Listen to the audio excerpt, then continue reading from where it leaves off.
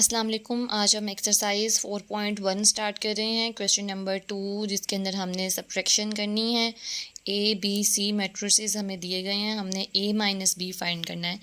ए matrix हमें given था, be given था। हमने अब सब्ट्रैक्शन कब पॉसिबल होती है? सब्ट्रैक्शन पॉसिबल होती है जब हमारे पास हमारे बोथ मैट्रिसेस का ऑर्डर सेम हो। दोनों हमारे जो मैट्रिसेस हैं वो 3/3 के हैं। हमने कोरेस्पॉन्डिंग एंट्रीज़ को सब्ट्रैक्ट करना है। 0 minus 2 minus 1 minus 2 minus minus 1 3 minus 1 2 minus 2 1 minus 4 minus 1 minus minus 1 0 minus 2 and 4 minus 1 0 minus 2 minus 2 minus 1 minus 1 minus 2 2 minus minus 1 minus minus plus हो जाएगा and 2 plus 1 3 3 minus 1 2 2 minus 2 0 1 minus 4 minus 3 minus 1 minus minus plus, तो ये आपके पास minus 1 plus 1 0 हो जाएगा। 0 minus 2 minus 2 4 minus 1 3। अच्छा, इसी तरह से हमें अब थर्ड केस दिया हुआ है जो कि है a minus B minus C. देखिए a minus B minus C, a minus B हमने निकाल लिया है, सी मैट्रिक्स हमें गिवन है। उसी तरह से कोरेस्पॉन्डिंग एंट्रीज़ को हम सब्ट्रैक्ट करेंगे। Minus 2 minus 1 minus 2 minus 0 3 minus 2। ये देखें, ये कोरेस्पॉन्डिंग एंट्रीज़ को हम इस तरह से सब्ट्रैक्ट कर देंगे, ठीक है। फिर 2 minus minus 1 0 minus 5 minus 3 minus 0 0 minus 3 minus 2 minus 4 3 minus minus 1। ये वाला माइनस और ये माइनस 1, ये प्लस 1 हो जाएगा। हमने कोरेस्पॉन्डिंग एंट्रीज़ को सब्ट्रैक्ट करना है, आपने याद रखना है, ठीक है। तो ये हमारे पास हमारा फाइनल आंसर हो जाएगा। इसी तरह से हमारा सेकंड पार्ट है b माइनस सी, और हमारा जो फोर्थ पार्ट है उसके अंदर हमने निकालना है a माइनस बी माइनस सी। तो आप b माइनस सी कोरेस्पॉन्डिंग एंट्रीज़ को सब्ट्रैक्ट करके इस तरह से ये निकाल लेंगे एंड देन आप अपना फोर्थ पार्ट जो है वो सॉल्व कर लेंगे। सब्ट्रैक्शन आपने पहले 9th क्लास में भी की हुई है, ये सिंपल थी। नेक्स्ट हमारे पास है क्वेश्चन नंबर 3। क्वेश्चन नंबर 3 हमें क्या दिया गया है? If A and B are square matrices of the same order then explain why in general these are not applicable in matrices.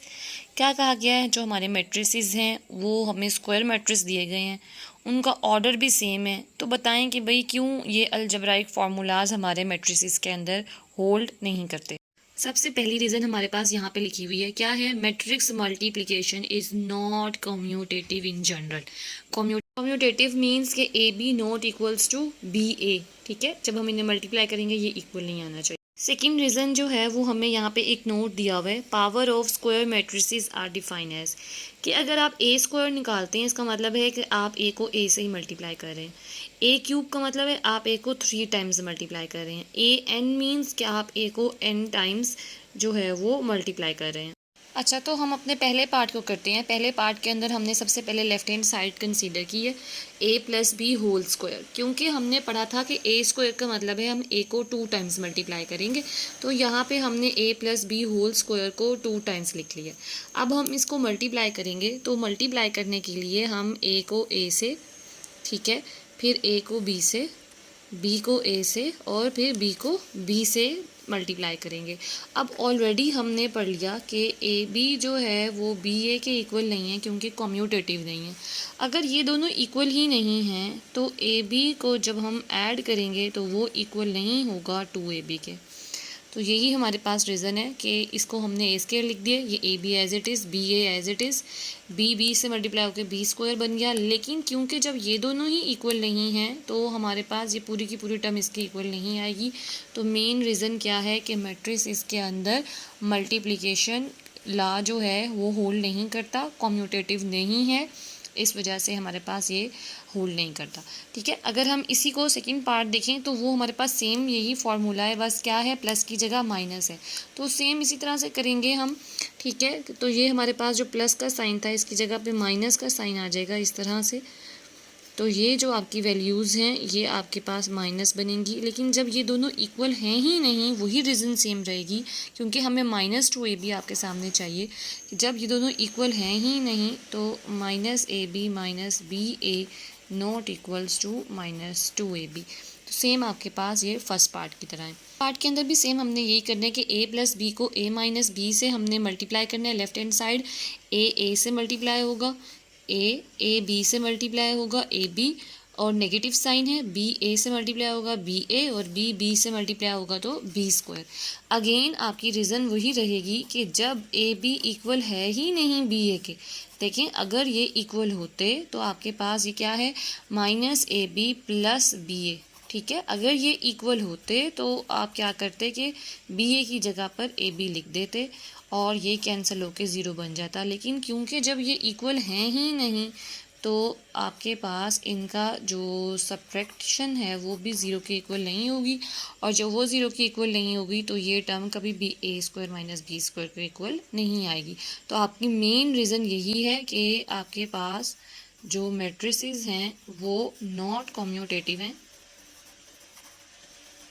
Under multiplication. ठीक है, आपने याद रखना है कि A B not equals to B A. Question number 4, इसके अंदर हमने सिंपल मल्टीप्लिकेशन करनी है। ए मैट्रिक्स हमें गिवन है, हमने क्या करना है, इस ए मैट्रिक्स को इसके ट्रांसपोज से मल्टीप्लाई करना है, ट्रांसपोज को ए से मल्टीप्लाई करना है, और फिर हमने ट्रांसपोज का ट्रांसपोज लेना है। मीन्स के हमारे पास 3 पार्ट होने वाले हमारे, ये कुछ 3 जो हैं वो मेन पार्ट हैं क्वेश्चन नंबर 4 के। तो ये ए मैट्रिक्स हमें गिवन है। सबसे पहले हमने लिया इसका ट्रांसपोज। अब ट्रांसपोज क्या होता है कि जो हमारी पहली पूरी रो होती है वो हमारा कॉलम बन जाता है, सेकंड रो हमारा सेकंड कॉलम बन जाता है, थर्ड रो थर्ड कॉलम बन जाता है। ठीक है, किसी भी मैट्रिक्स का हम 2 टाइम्स ट्रांसपोज लेते हैं तो वो हमारे पास इटसेल्फ वही मैट्रिक्स बन जाता है। तो जब हम इसका अगेन ट्रांसपोज लेंगे तो क्या होगा, ये रो अब हमारी कॉलम बन जाएगी, सेकेंड रो हमारी सेकेंड कॉलम बन जाएगी, 3 2 3 थर्ड रो हमारी थर्ड कॉलम बन जाएगी, फोर्थ रो हमारी फोर्थ कॉलम बन जाएगी। तो देखिए आपके पास वापस वही ए मैट्रिक्स बन गया जो कि आपको चाहिए था। अब आपने जो है ए को ए ट्रांसपोज से मल्टीप्लाई करना है। मल्टीप्लिकेशन की पहली कंडीशन क्या थी कि हमारे पास मल्टीप्लिकेशन के अंदर फर्स्ट मैट्रिक्स की नंबर ऑफ़ कॉलम्स इक्वल होनी चाहिए सेकंड मैट्रिक्स की नंबर ऑफ़ रोज़ के। तो वो हमें यहाँ ऑर्डर से पता चलेगा। यहाँ ऑर्डर है 3 क्रॉस 4 और यहाँ ऑर्डर है 4 क्रॉस 3। इधर हमारे पास कॉलम्स हैं 4 और इधर हमारे पास रोज़ हैं 4। तो इसका मतलब है हमारी जो मल्टीप्लिकेशन है वो पॉसिबल है।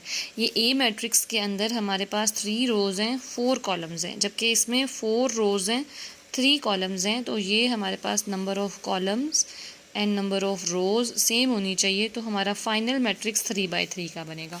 अब हम मल्टीप्लिकेशन कैसे करते हैं कि हमारे पास फर्स्ट पूरी रो फर्स्ट पूरे कॉलम से मल्टीप्लाई होगी, यानी कि ये वाला -1 इस -1 से मल्टीप्लाई होगा, ये वाला 2 इस 2 से मल्टीप्लाई होगा, ये 3 इस 3 से मल्टीप्लाई होगा, और ये 0 इस 0 से मल्टीप्लाई होगा।